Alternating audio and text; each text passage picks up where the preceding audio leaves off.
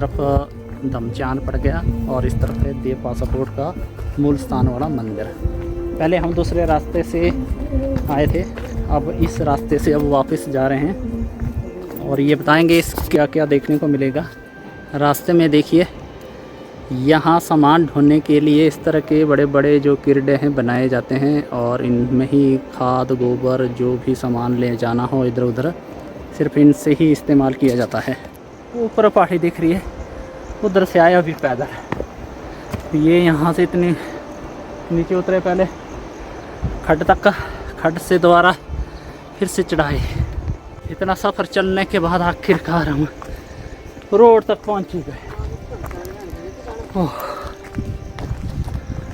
बहुत ही सफ़र है चलने का। तो दोस्तों अगर आना चाहें आप तो इस रास्ते से भी आप देव पासापोर्ट की मूल स्थान के लिए आ सकते हैं और आपको ठीक उस पहाड़ी के ऊपर जाना होगा। और जो दूसरा रास्ता आपको नीचे से बताया जहाँ नालदेहरा से होकर है उससे भी आप जा सकते हैं। और ये सामने देख रहे हैं ये है धमचान की छोटी सी और खूबसूरत मार्केट, जो पहाड़ों में आपको इस तरह की मार्केटें देखने को मिलेगी। और ये देखिए दुकानें आपको पूरी की पूरी लकड़ी की बनी हुई है और स्लेट की ही।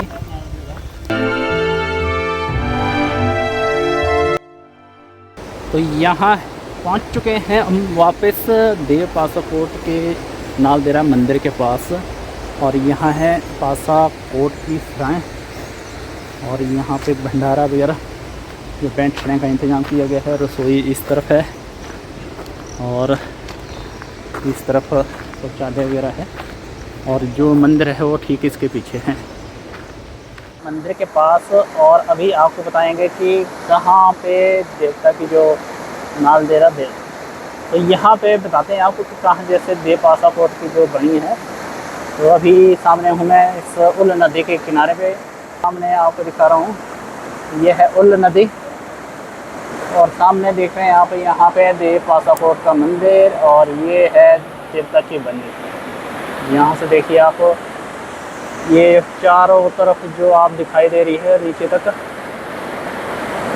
वहाँ तक। और ऊपर है देव पासापोर्ट का जो देवता ढांको वाला मंदिर और यहाँ है नालदेहरा वाला मंदिर और ऊपर जाके हैं जो मूल स्थान वाला मंदिर। अब आपको जानकारी देते हैं उल रिवर के बारे में। उल नदी हिमालयन नदी है जो आगे जाकर जो है ब्यास से मिलती है। यह नदी हिमालयन की धौलाधार श्रेणी में थमसर ग्लेशियर से निकलती है। उल घाटी से होकर बड़ा गांव और बरोट के गांव को पार करती हुई ये नदी बहती है। उल नदी को निचले हिस्से में त्यून नाला के नाम से भी जाना जाता है। उल नदी जैसे ही चोहार घाटी में पहुंचती है तो इसको चोहार घाटी के नाम से भी जाना जाता है। चोहार घाटी के गुजरने के बाद उल नदी जो है पंडोह से लगभग 5 किलोमीटर नीचे ब्यास से मिलती है।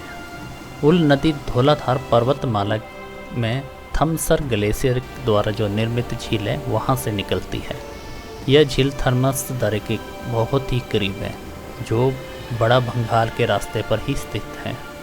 उल नदी थमसर से जहाँ एक छोटी सी धारा के रूप में शुरू होती है उल पलाचक पहुँचती है जो उल पर एक अस्थायी बस्ती है जहाँ पर एक सहायक नदी दाहिने किनारे से मिलती है। यह नदी बड़े गांव को पार करती हुई और बरोट में 18 किलोमीटर नीचे की ओर उल बाएं किनारे से लुम्बाडुग से जुड़ती है। लुम्बाडुग भी धौलाधार पर्वतमाला जो है पूर्व से निकलती है।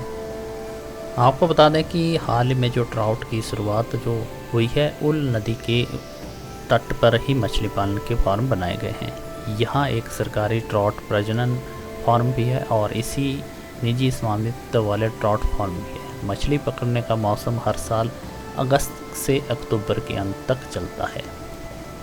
आपको बता दें कि हाल में जो ट्राउट की शुरुआत जो हुई है उल नदी के तट पर ही मछली पालन के फार्म बनाए गए हैं।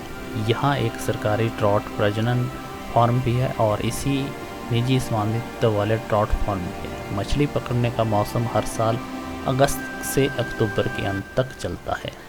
तो दोस्तों ये था देव पासापोर्ट की आखिरी ब्लॉग क्योंकि आज इस ब्लॉग में आपको 3 जो पासाकोट के धार्मिक स्थल है उनके दर्शन करवाए। एक यहाँ डांगसी धार में, दूसरा नालदेहरा में, तीसरा बड़ी बजगायन में। तो आज के लिए इतना ही, फिर मिलेंगे नए और भी इंटरेस्टिंग ब्लॉग के साथ।